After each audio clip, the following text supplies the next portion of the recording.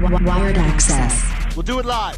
Wired Axcess. Do it live. Wired Axcess. We'll do it live. Wired Axcess. All right, welcome everybody to Wired Axcess, now a part of Hurrdat Sports. I greatly appreciate you joining us today as we are here to give the story of Mason Jones, who is a preferred walk-on at the state of Nebraska University, the Cornhuskers.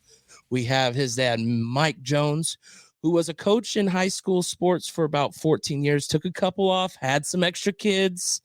Now he's back to coaching the 7-on-7, which is a new age, a new avenue for these athletes to be shown what competition means outside of Omaha. Mason, welcome to the show. How are you doing today? Doing pretty good. Mike, yourself? I'm great, man. Glad to be here. Glad to be with you and get this rocking. I appreciate you guys joining me in this show. This is our second episode as we brought it over, and I'm greatly appreciative of Hurrdat Sports. My thing is, let's think about where the story begins for Mason. Now, you know, football is a sport, but what all sports did you grow up playing before high school?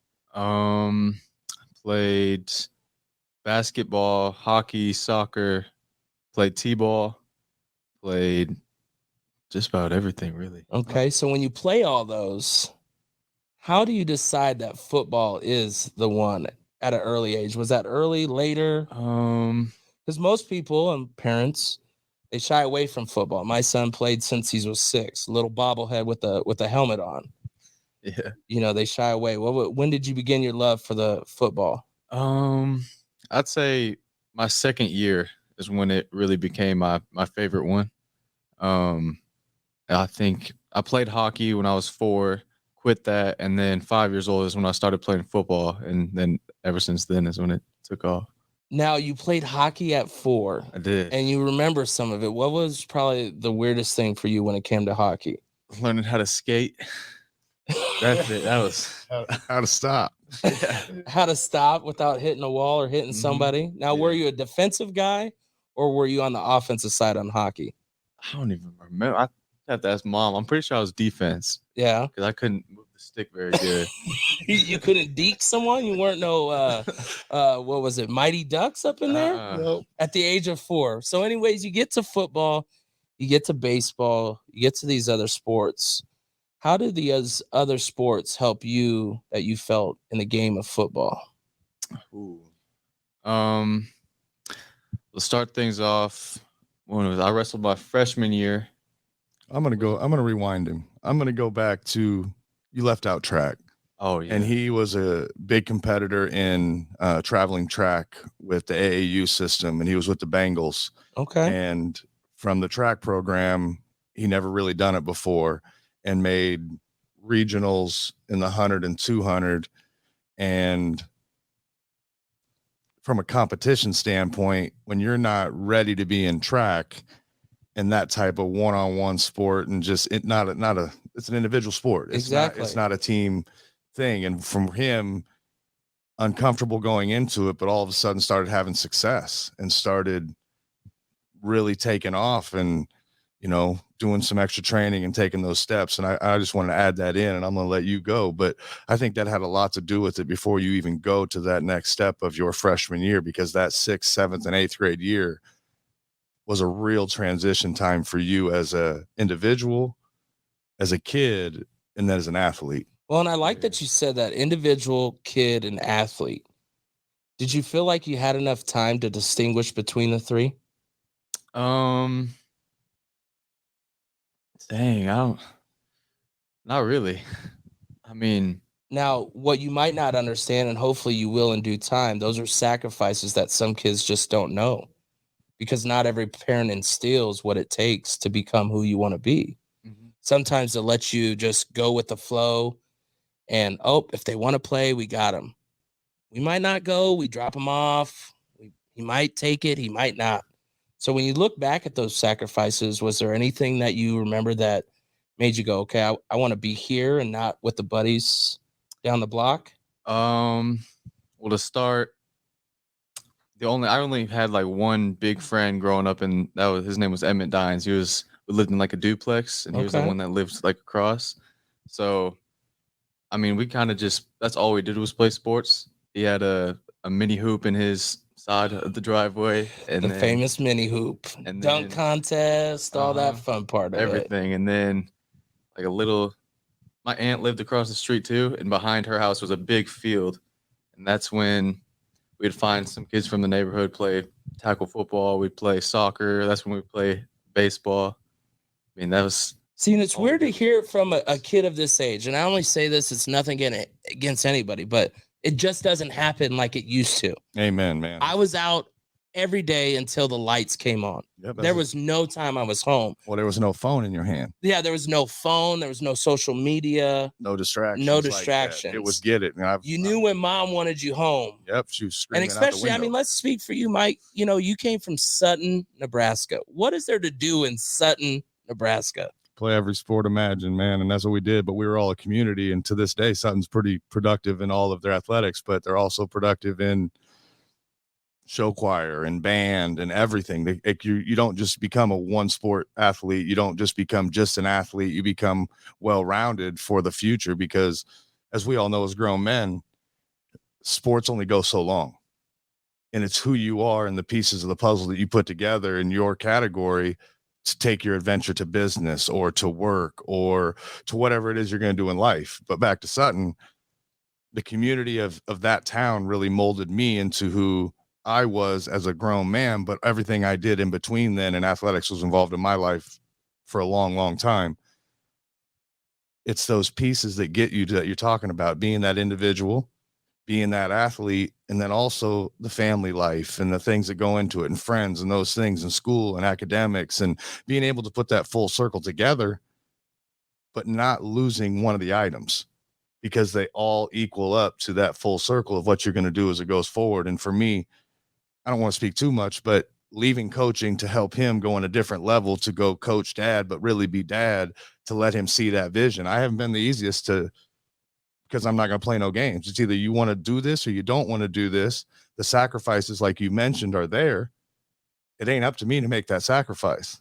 It's on him. But as a parent, you're also willing to make more sacrifices to get him to where he wants to be. 100%. Maybe that's talking a little trash. Maybe that's leading it a different way, or understanding like he knows and he can speak to it. If academics aren't on point, Mama Bear ain't playing no games. Well, yeah, nothing else matters, you know, if you can't do. So how did you incorporate being able to do sports, homework, and even just some relaxed time? What was like some things that you had to try to do to keep yourself on pace? I mean, I didn't really have a choice. It was either I'm going to have straight A's, all A, B's, maybe 1 C, but my mom, like you said, she doesn't play around. And it was either you're going to have A's and B's, or you're not doing nothing for the weekend. You're going to be in the house. You're going to be doing your homework. You're going to help with your little sister, and then you can go play. Yeah. And you added another factor in there, being a big brother. Oh, yeah. Being an example, being someone that's sometimes can't go out with the boys, and you got to watch little sister. Mm-hmm. How does it go, and what you've grown up with? How do your friends accept it? It's not always easy, right? Mm-hmm. And how do you challenge when those things arise? I mean, he says all the time, family comes first, and me being the oldest in the house, I got to be the one to set the example for all the little kids. Like, even if it's just something small, like say you pick up a toy, little Dre, he's the youngest, he's going to go and pick up a toy too. And you just see it through a lot of little things, that what you do is what they're going to do. They're going to follow in your footsteps, and you got to be the one, like I said, to set the example, just show them like what to do.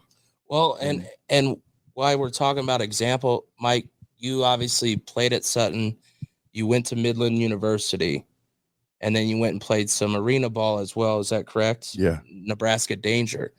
What kind of example do you think that kind of sets in precedence that for someone to look up to you like Mason?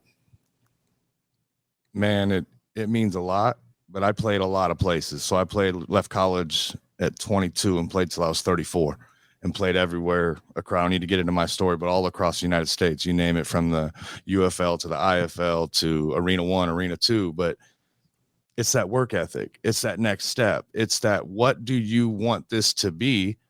And are you going to go get in the streets?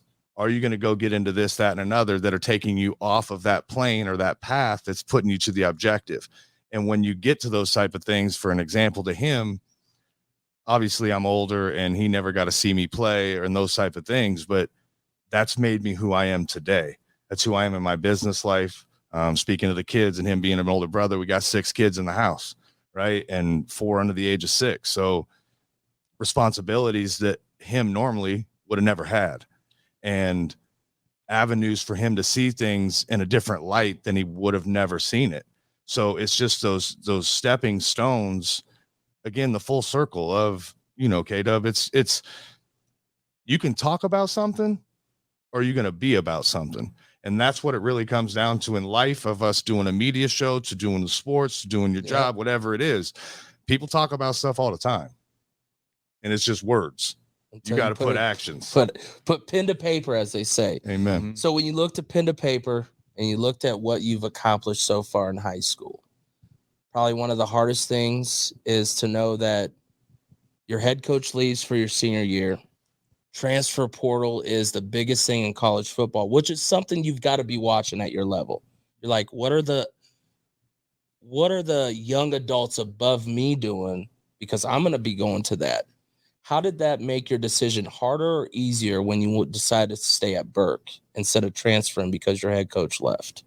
This kind of goes back to my little siblings. I was about to be a senior. I was going into my senior year, and there was freshmen, sophomores, and juniors that were all looking up to me in my senior class. So I kind of felt that it was kind of my duty to stay there and then help the program, help build them up. And I kind of took it as my responsibility to really lead them, be that leader to the team. Because even with Lamanji there, it was me, about 2 other kids that were already like the set leaders. And if I were to have left with him, I feel like it could have really took a big negative toll on the team. And I just didn't want to do that. So you took the whole team, and no matter the success, the failures, and you put it on your shoulders. Mm-hmm. How do you think that's preparing for your next adventure, which is now a preferred walk-on situation with Nebraska? Dang. Well, I mean, explain to him what is a preferred walk-on? What does that mean? So to me, it means that you are someone that they see, talent, or they see, what's the word? Abilities. See ability. They see, I'm trying to think of the word. Future. They see Future. They see Potential? Yeah, they see potential. That's the word. That's all right. As someone they see potential in you, but not enough to the point where they want to offer you a scholarship. Yeah. So what I'm going to try and do is I'm trying to go in there, showcase my skills, showcase my abilities, and eventually earn the scholarship. Okay. So the preferred walk-on is an opportunity to either be the man or take a seat. Mm-hmm. And with the decisions that you've made to strengthen your confidence and your will to take a team over yourself, you should already know that you're steps and bounds ahead of some athletes that are just granted and given opportunities. Yeah. And that is, to me, bigger than a lot of what Nebraska means. I mean, that's what we grew up with. Amen. You want to be here.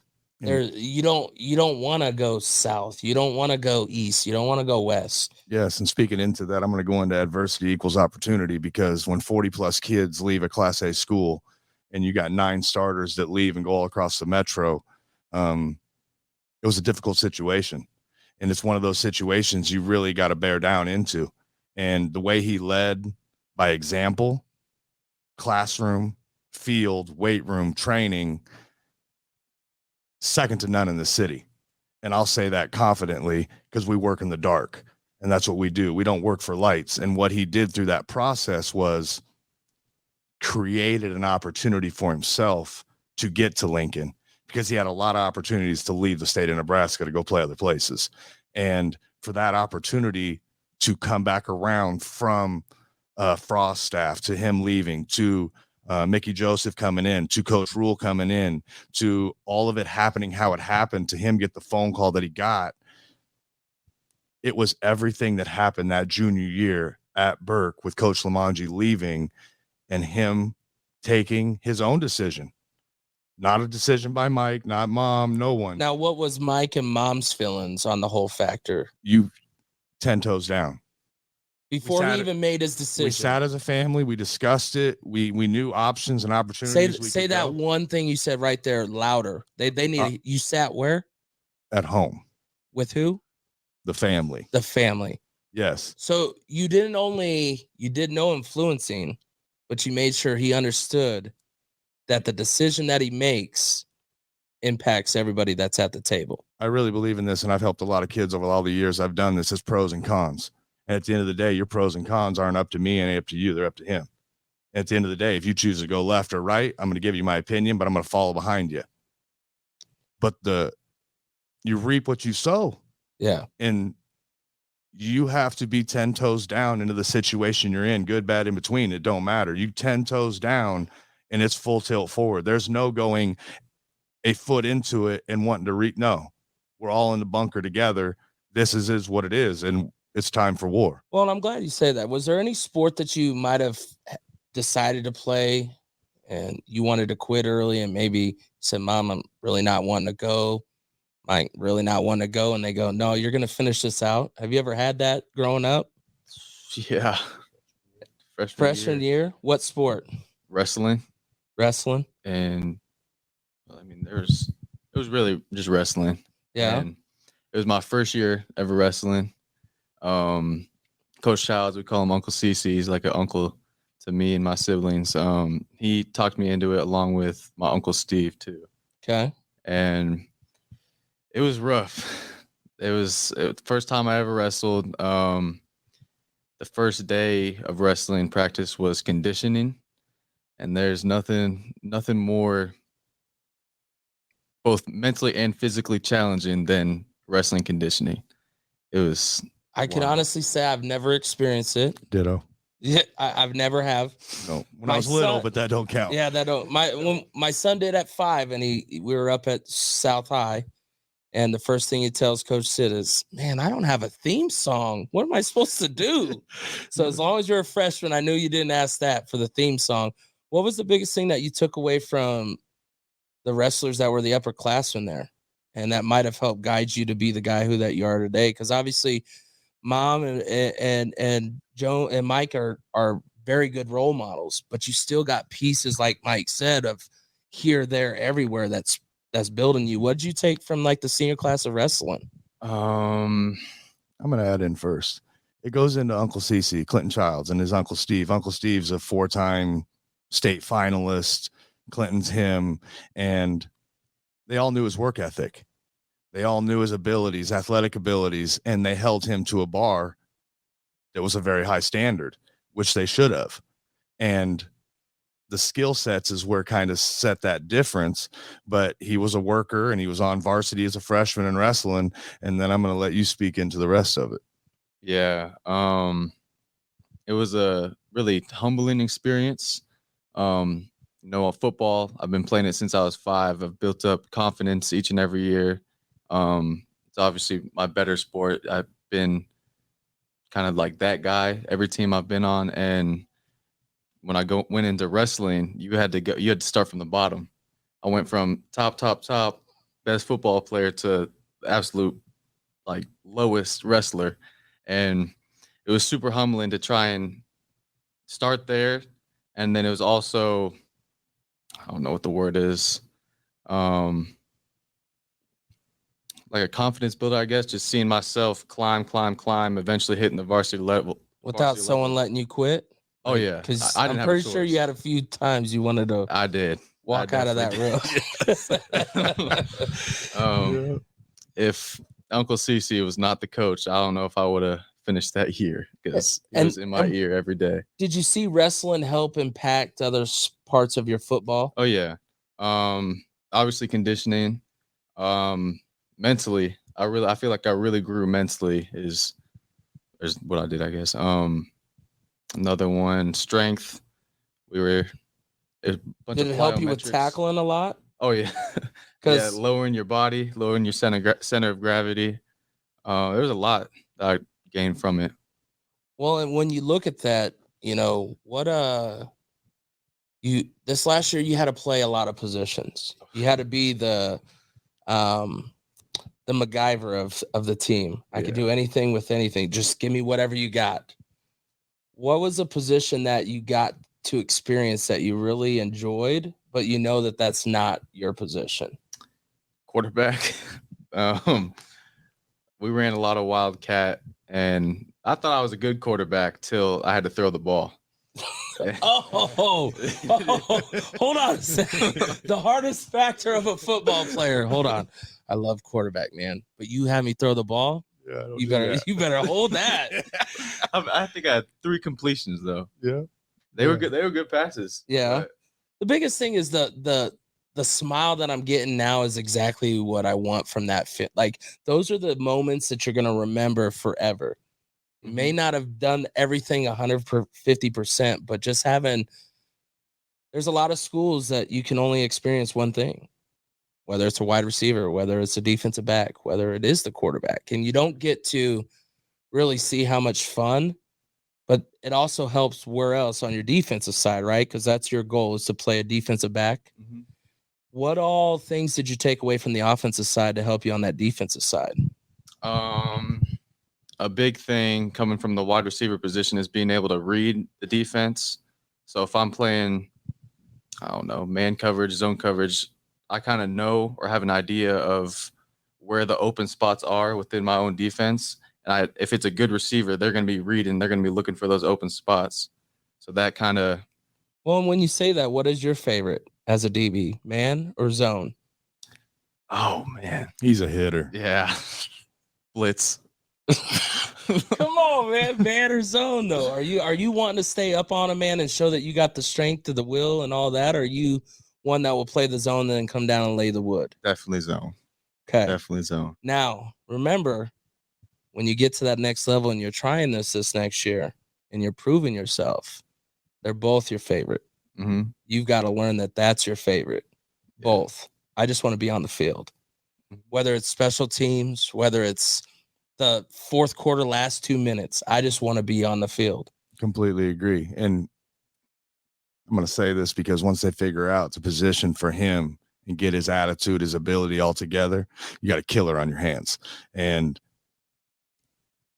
the intangibles of intelligent, fast, speed, strong, if they find that right hole and they can place that peg into there, they'll all come together. You're going to have a dog on your hands. And back to what he said about receiver, that was the hard part in the recruiting process, because a lot of, like, even when we went out to Marshall, right, the wide receiver coach came from Kentucky who brought him to Marshall, and it's all slot receiver. And there's other teams that we're talking that are all slot receiver, right? So, and then all of a sudden he got switched to athlete and was only been recruited as athlete. So he's going down as a DB and strong safety in the box playing nickel dime. But Coach Rhule, and the way he runs his program, he really places kids. I've went back and looked at him at Temple and at Baylor. He places kids from their viewpoint of exactly how they can help this team and put this puzzle together. So being a walk-on, as we all know, is a little different. Mm-hmm. But at the same time, you put your shoes on, you put your pants on, you put your shoulder pads on. At the end of the day, you got to buckle your helmet up. And once you buckle your helmet up, all the nonsense don't matter no more. And that's what this kid's really about. Well, and when you say that, I mean, what is the memory that you're going to have for your experience through high school for football? What's your number one experience that you're going to remember and take to the next level? Go like more in depth, like my favorite, like highlight? what? No, it's more of what's the number one thing that you're going to take away from everything that you've experienced so far in the 4 years? Adversity. Yeah. Why don't you go into that a little bit? What's some of your adversity things that you've not only seen but you overcame? I'd say the biggest is first year head coach my senior year, 40 kids transferring. Another one is having to play basically every single position except for linemen. See, another one, trying to think. Oh, COVID. That one I'm glad you brought that up, because that was another one. part of me. What did losing that year do for you? Because you guys lost a year, right? Because you're at Omaha Public Schools. We lost it. We were at Northwest. Yeah, at that time at Northwest Omaha Public Schools. What did you feel in that moment? Because not everybody that watches this knows what it's like. Because there was a lot of sports still being played.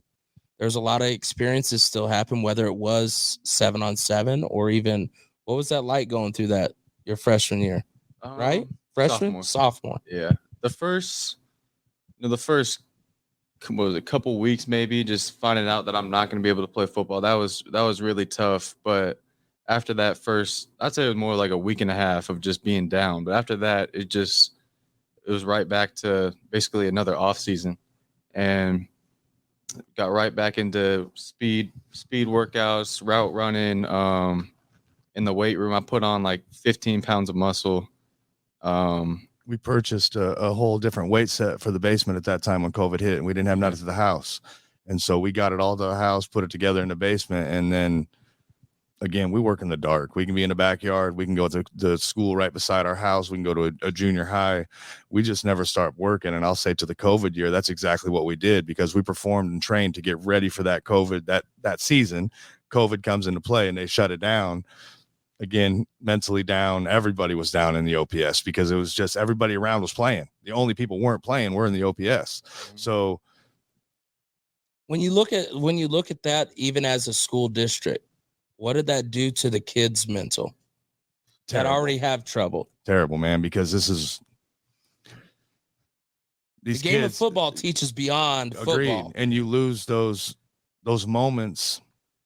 Again, for myself, outside of just being him, what I've done in my career coaching with the coaches I've been with, we go to schools to try to help kids from different communities, from different settings, and different to be that father figure in their life, or to be that extra structure to help the family do the next step for that kid. And when you lose that in a year of a kid's life, if he's 14, 15, 16, 17 years old, that's a long time to lose in that structure time. And then all of a sudden the classroom, when you're all doing work from home, yeah, it's easy to not do homework when you're sitting in your own house and you're on a computer. And I say it all the time. If I had Xbox, like I was towards the, like Xbox just came out after I graduated. If I had Xbox in the 90s, no way I'm walking the stage. I'm just being, I mean, I was one of the first 500 on Xbox Live. So like at that time, now I'm not. Yeah. But at that time, major things changed. Yeah, life. So when you look back at that, was there any just moments that you might have missed because of a sacrifice that you made? Not that your parents made you decide in the 4 years. Is there any sacrifices that you made, whether it's a homecoming, a prom, a girlfriend date, or any sacrifice that you said, you know, I'd really love to do this, but I know I need to do this so I can be on my goal? Is there anything that you can remember sacrificing? Because that I think if you want to be the person you want to be when it comes to the preferred walk-on and you want to show that you're there, there's sacrifices you had to get to where you are today to be that guy. Do you want me to help your mind? Yeah, my memory. Man, Friday nights, we didn't get to the field till 7:30. We didn't leave until you couldn't see. Saturday afternoons, get out of church on Sunday. Like, he sacrificed a ton. And it sucks because I hope he knows this. And here's the difference between and this is crazy. We're doing this in this interview and it's coming out because I don't even know if he knows it's a sacrifice.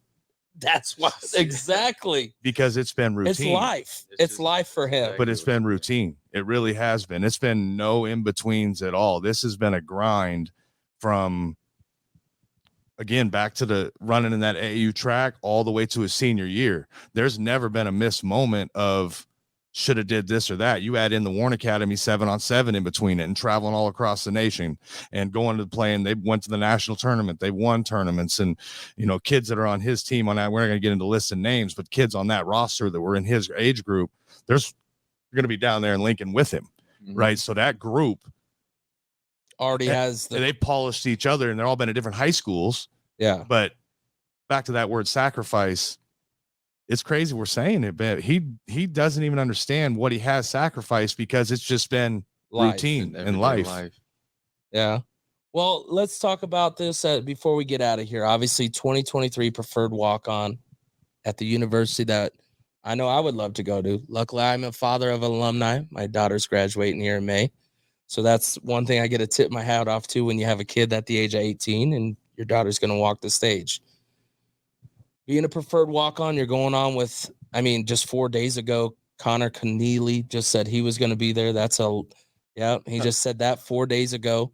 So you get not only fellow athletes like Cole Ballard going to be a preferred walk-on. I don't know if anybody knows, but that dude set records. Let me say that again. Records. Yeah.